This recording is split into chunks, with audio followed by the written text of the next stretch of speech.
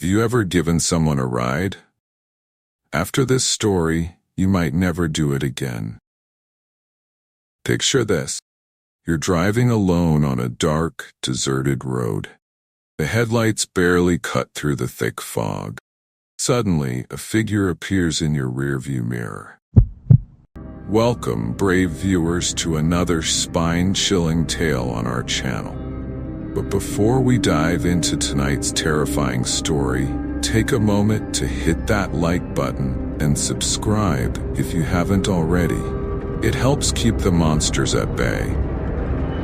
Or does it? Tonight, we're diving into the horrifying world of Scary Hitchhiker, vampire horror story. I'm your host. I must warn you, this story isn't for the faint of heart. What you're about to hear might make you think twice about picking up strangers on the road, or even driving at night. So lock your doors, check your rearview mirror, and prepare yourself for a tale that blends urban legend with blood-curdling vampire lore. Our story begins with Sarah, a college student driving home for the holiday.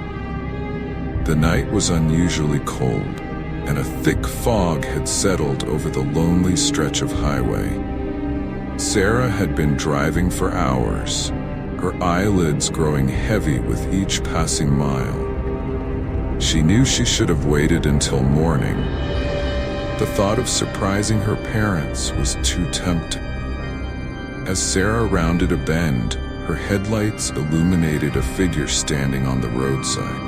It was a man, tall and gaunt, his thumb outstretched. Sarah's first instinct was to speed past. After all, her parents had always warned her about the dangers of picking up hitchhikers. But something about the man's desperate expression made her hesitate. Against her better judgment, Sarah slowed the car to a stop. The man approached, his face hidden in the shadows cast by her headlight. "Thank you," he said, his voice barely above a whisper. "I've been waiting for someone to come along for what feels like an eternity." Sarah nodded, a shiver running down her spine as the stranger slid into the passenger seat. As they drove in silence, Sarah couldn't shake the feeling that something was off. The man's skin was unnaturally pale, almost translucent in the dim light of the dashboard. His eyes, when she caught glimpses of them, seemed to glow with an otherworldly intensity. Sarah tried to focus on the road ahead, but her heart raced with growing unease. "Where are you headed?" Sarah finally asked, desperate to break the oppressive silence. The man turned to her, a strange smile playing at the corners of his mouth. "Oh," said, "I'm going wherever you are, my dear." Words hung in the air, dripping with menace. Sarah's hands tightened on the steering wheel as she realized the grave mistake she had made. Sarah's grip on the steering wheel tightened, her knuckles turning white. She tried to keep her voice steady as she replied, I'm just heading to the next town. There's a gas station there where you can find help." The stranger's smile widened, revealing teeth that seemed too sharp, too predatory in the dim light. "Oh, I don't think I'll be needing that gas station," his voice taking on a hypnotic quality. "You see, I found exactly what I need right here." As he spoke, his hand slowly moved towards Sarah's arm. She flinched away, her heart pounding so loudly she was sure he could hear it. Desperate to distract him, Sarah blurted out, "What's your name?" The question seemed to amuse the stranger. He chuckled, a low, mirthless sound that sent chills down her spine. "Names have power, my dear, but you can call me Elias." The name hung in the air, ancient and foreboding. Sarah's mind raced, searching for a way out of this increasingly dangerous situation. She considered slamming on the brakes, but at this speed, it could be fatal. Maybe if she could just reach her phone in her bag. As if reading her thoughts, Elias's hand shot out, grasping her wrist with inhuman strength. Now, chided, his grip painfully tight. Let's not do anything rash. We're having such a lovely drive together, aren't we? His touch was ice cold, and Sarah could feel the strength in those long, pale fingers. She knew with sickening certainty that she was trapped, miles from help, with something that wasn't human. The fog outside seemed to thicken, obscuring the road ahead. Sarah squinted, trying to make out any landmarks or signs of civilization. But there was nothing, just an endless stretch of asphalt disappearing into the mist. It was as if the world beyond her headlights ceased to exist. Elias leaned back in his seat, his eyes never leaving Sarah's face. "Tell me," he said, his voice silky smooth, "do you believe in monsters and creatures that lurk in the shadows feeding on the living?" Sarah's breath caught in her throat. She wanted to scream, to deny the reality of what was happening. Fear had robbed her of her voice. I don't know," she managed to whisper, voice trembling. Elias's laughter filled the car, a sound that was both beautiful and terrifying. "Oh, my dear," he said, reaching out to brush a strand of hair from her face. "You're about to learn." Suddenly, a pair of headlights appeared in the distance, cutting through the fog. Sarah's heart leaped with hope. Another car meant potential help, a chance at escape. She pressed down on the accelerator, determined to catch up to the vehicle ahead. But as they drew closer, Sarah's hope turned to horror. The car ahead wasn't moving. It was pulled over on the side of the road, its doors flung open, and there, in the beams of its headlights, lay a dark, crumpled body. Sarah knew with sickening certainty that it was a body. It seems we're not alone on this lonely road after all," Elias mused, his tone disturbingly casual. Sarah's hands shook as she gripped the steering wheel, her mind racing. Did she stop? Try to help?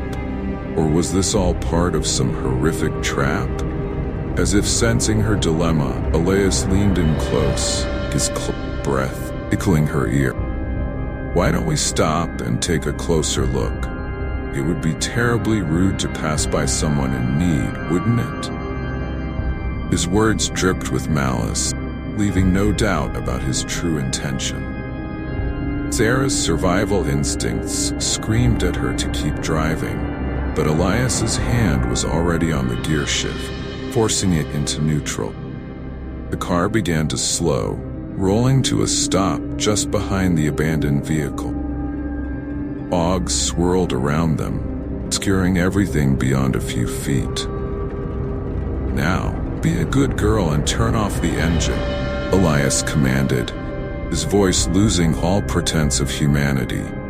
Sarah's trembling fingers hesitated on the key.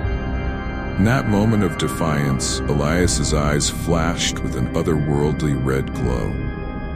"I said, turn it off," he growled, revealing razor-sharp fangs.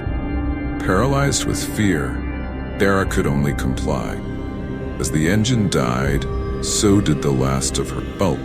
The silence that followed was deafening, broken only by the sound of her own ragged breathing. Elias smiled, predator savoring the fear of his prey. "Shall we investigate?" he asked, already reaching for his door handle. Sarah's mind raced, searching for any way out of this nightmare. As Elias exited the car, she frantically fumbled for her seatbelt, ready to make a run for it. Before she could even unbuckle, he was at her door, impossibly fat. With inhuman strength, wrenched it open. "Come now," Elias purred, offering his hand with mock chivalry. "Let's not make this unpleasant." Dara recoiled from his touch, pressing herself against the center console. "Please," she whimpered. "Just let me go. I won't tell anyone. I swear." Elias's laughter echoed in the night, chilling sound devoid of warmth. "Oh, my dear," he said, reaching in to grab her arm. "You misunderstand. The night is young, and I'm feeling rather peckish." With a swift yank, pulled Sarah from the car, feet barely touching the ground. Cold fog enveloped them as Elias dragged Sarah towards the abandoned car. As they drew closer, the crumpled form on the ground came into focus. It was a man, lying face down on the asphalt, perfectly still.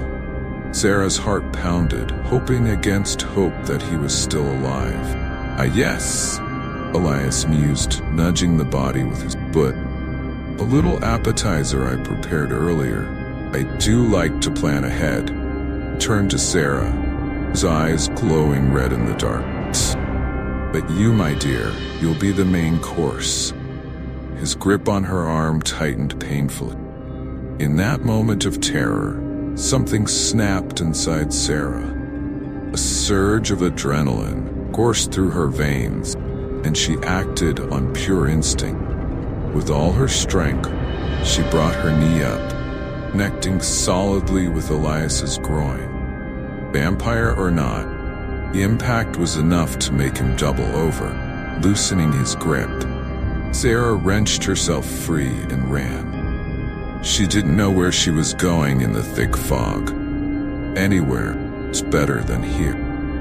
Her lungs burned as she sprinted down the road, the sound of her footsteps echoing in the night. Behind her, she heard Elias's enraged roar, a sound that chilled her to her very core. The fog seemed to part before her, revealing a dense forest on either side of the road. Without hesitation, Dara plunged into the undergrowth. Branches whipped at her face and arms as she crashed through the bushes. But she didn't slow down. She could hear Elias crashing through the forest behind her, gaining ground with every second. Suddenly, Sarah's foot caught on a root, sending her tumbling to the forest floor. She scrambled to her feet, but it was too late. A hand clamped down on her shoulder, spinning her around. Elias stood there, his eyes blazing with fury, leaves and twigs tangled in his hair. That, he snarled, was very foolish. Sarah struggled in his grip, but it was like fighting against iron. Elias pulled her close, his fangs gleaming in the moonlight that filtered through the trees. "I was going to make this quick," he hissed, "but now I think I'll take my time. Your fear is intoxicating." As Elias leaned in, his fangs inches from Sarah's throat, a sudden burst of light illuminated the forest. Vampire hissed, recoiling from the brightness. Dara blinked, momentarily blinded, but she could hear the rumble of an engine growing louder. "No," Elias snarled, his face contorted with rage and pain. The light grew brighter, and Sarah realized it was coming from headlight. The car was approaching, its beams cutting through the fog and undergrowth. In his moment of distraction, Elias's grip loosened. Sarah seized her chance. She wrenched herself free and ran towards the light, stumbling over roots and branches. Behind her, she could hear Elias's inhuman howl, frustration. The car's engine roared louder, and suddenly, Sarah burst out of the tree line onto the road. A vehicle, an old pickup truck, screeched to a halt just feet away from her. The driver's door flew open. A grizzled old man leaped out, shotgun in hand. "Get in," he shouted, leveling the weapon at the tree line where Elias's glowing eyes could be seen. Sarah didn't need to be told twice. She scrambled into the passenger seat as the old man fired a warning shot into the air.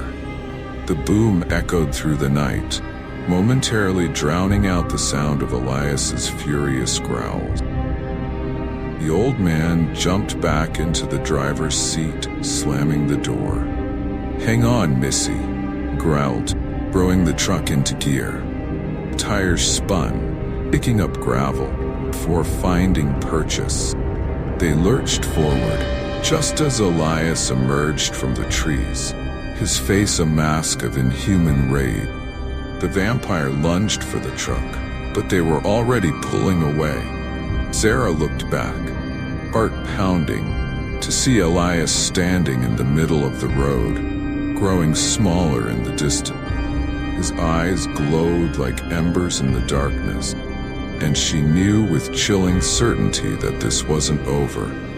It would hunt her to the ends of the earth. "Thank you," Sarah stammered, turning to her savior.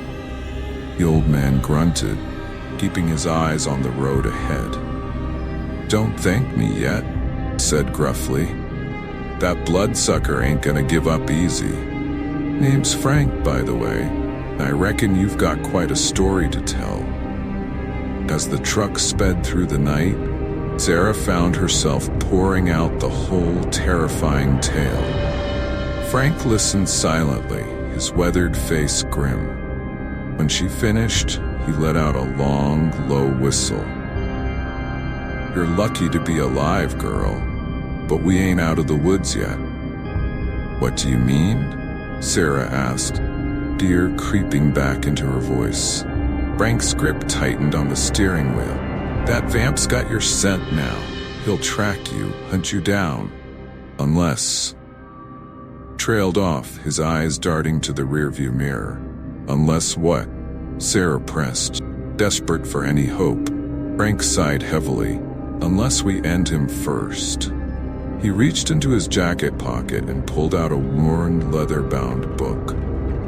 "This here's been passed down in my family for generations. We're hunters, you see, and tonight we're going hunting." Sarah's mind reeled at this new revelation. Vampire hunters? Seemed too fantastical to be real. And yet, after what she'd just experienced, could she really doubt it? "But how?" she asked, her voice barely above a whisper. Frank's mouth said in a grim line, "First, we need to get you somewhere safe. I've got a cabin not far from here. Holy ground. You can't step foot on it." He paused, checking the mirrors again. "Then, we prepare. Silver, holy water, stakes, the whole 9 yards." As they drove deeper into the night, Sarah couldn't shake the feeling that Elias was out there, watching, waiting. She shuddered, wrapping her arms around herself. "Will it be enough?" she asked, hating how small her voice sounded. Frank's expression softened slightly. "It'll have to be," he said. "But listen here, girl. You survived tonight. You fought back. That's more than most can say when facing a vamp like that. You've got fight in you, and we're gonna need that." Truck rumbled down a narrow dirt road, trees looming on either side. Sarah's eyes darted nervously from shadow to shadow, half expecting to see Elias's glowing eyes at any moment. Frank seemed to sense her unease. "Almost there," grunted, nodding towards a clearing ahead. As they broke through the tree line, Sarah gasped. A small, rustic cabin stood in the center of the clearing, surrounded by a circle of white stones that seemed to glow faintly in the moonlight. Frank pulled the truck to a stop just outside the circle. "Welcome to Fort Knox for vampire hunters," he said with a wry smile. They hurried inside, Frank quickly securing multiple locks on the heavy wooden door. The interior was sparse but cozy, lit by the warm glow of oil lamps. What caught Sarah's eye, however, were the walls, covered in an assortment of weapons, crosses, and strange symbols she didn't recognize. "Right," Frank said, moving to a large chest in the corner. "First things first, we need to protect you." He pulled out a silver chain with a cross pendant. "Put this on. Never take it off." Sarah complied, feeling a strange sense of comfort as the cool metal touched her skin. Frank began gathering various items. Wooden stakes, bottles of clear liquid Sarah assumed was holy water, and what looked like homemade grenades. "These are filled with powdered garlic and silver shaving," he explained, catching her curious look. "Won't kill him, but it'll hurt like hell." As they prepared, Frank gave Sarah a crash course in vampire lore. Sunlight, stakes through the heart, capitation. Those are your surefire ways to end a vamp. But don't underestimate them. They're strong, fast, and some of the older ones have abilities. Mind control, shape-shifting, nasty stuff. Sarah's head spun with the influx of information. "But how do we find Elias?" she asked. "He could be anywhere by now." Frank's expression darkened. "We don't find him," he said grimly. "He'll find us. When he does, we'll be ready." As if on cue, a bone-chilling howl echoed through the night. Sarah jumped, her heart racing. Frank's hand went to the shotgun at his side. "Speak of the devil," he muttered. "He's testing the boundary. The holy ground will keep him out. For now." They peered out the window, and Sarah's blood ran cold. There, at the edge of the clearing, stood Elias. His eyes glowed red in the darkness, fixed on the cabin with predatory intensity. My, his voice carried across the distance, smooth as silk. What an interesting turn of events. Frank stepped forward, shotgun raised. "Leave, bloodsucker," shouted. "You've no power here." Elias's laughter echoed through the night, a sound that sent shivers down Sarah's spine. "Perhaps not," Vampire called back. "But how long can you hide behind your stones and crosses?" Sarah's hands trembled as she gripped a wooden stake, her eyes never leaving Elias's shadowy form at the edge of the clearing. Frank stood beside her, his weathered face set in grim determination. "Remember," whispered, enter, but we can't stay here forever. We need a plan." As if reading their thoughts, Elias began to pace along the boundary, his movements fluid and predatory. "Come now, Sarah," called, his voice a seductive purr. "You can't hide forever. Why prolong the inevitable? I promise to make it painless." His words sent a chill down her spine. Frank scoffed. "Don't listen to him, girl. Vampires are master manipulators. He's trying to get in your head." Sarah nodded, steeling herself. She thought of her family, her friends, all the reasons she had to fight. "I'm not afraid of you," she shouted, surprised by the strength in her own voice. Elias's eyes flashed with anger, then amusement. "Brave words, my dear, but dawn is hours away. I am very, very patient." He settled at the edge of the clearing, a silent sentinel promising death. Sarah and Frank exchanged worried glances. It was going to be a long night. As the hours crept by, Sarah and Frank took turns watching Elias while preparing their defenses. They discussed strategies in hushed tones, acutely aware of the vampire's supernatural hearing. "If we can lure him into the holy ground," Frank mused, "we might have a chance." Suddenly, a blood-curdling scream pierced the night. Sarah rushed to the window to see a young woman stumbling out of the forest, terror etched on her face. "Help me," she cried, running towards the cabin. Elias smiled, revealing his fangs. "Choose wisely," he taunted. Frank cursed under his breath. "It's a trap," he growled. "That ain't no woman, it's a thrall." Vampires can control the minds of their victims. Sarah's heart sank as she realized the cruel game Elias was playing.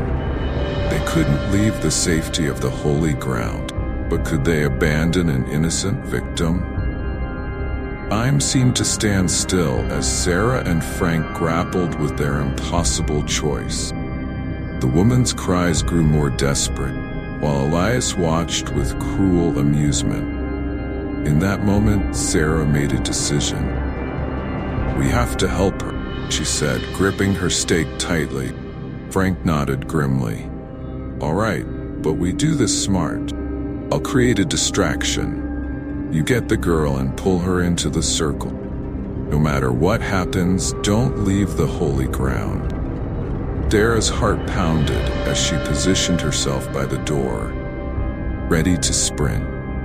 With a roar, Frank burst out of the cabin, firing his shotgun into the air. The sound shattered the night's silence, momentarily drawing Elias's attention. Sarah seized her chance, darting towards the terrified woman. Time seemed to slow as she reached out, her fingers brushing the woman's arm. And so, dear viewers, we leave Sarah and Frank in this moment of heart-pounding suspense. Will they save the mysterious woman? Can they outwit the cunning vampire Elias? Or will this night end in tragedy? Thank you for joining us for this blood-curdling tale of Scary Hitchhiker, a vampire horror story. If this story made you think twice about picking up strangers, be sure to hit that like button and subscribe for more spine-tingling content. Share your own scary road trip experiences in the comments below. Your story might inspire our next video. Remember, the next time you're driving on a deserted road and see a hitchhiker, ask yourself, are they really human? Until next time, lock your doors, check your rearview mirror, and drive safely through the night. Sweet dreams, if you dare to sleep.